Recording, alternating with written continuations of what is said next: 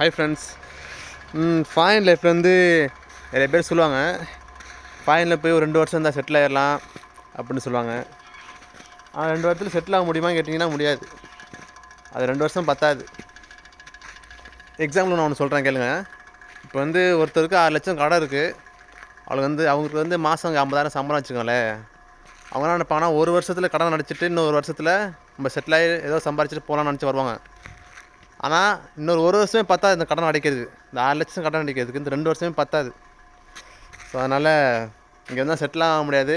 அது இல்லாமல் நீங்கள் வந்து ஒரு தடவை பாஸ்போர்ட் நீங்கள் எடுத்துட்டிங்கன்னா நீங்கள் நினைப்பீங்க 2 வருஷம் மட்டும் ஃபைன் போய்ட்டு வருவோம், அதுக்கப்புறம் போக மாட்டோம்னு நினைப்பீங்க.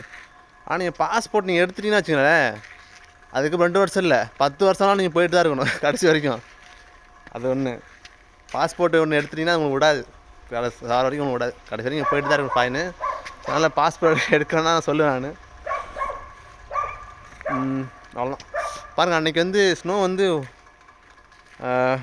1.5 அடி வந்துச்சு, நீங்கள் 3-4 அடி வந்துடுச்சு பாருங்கள்.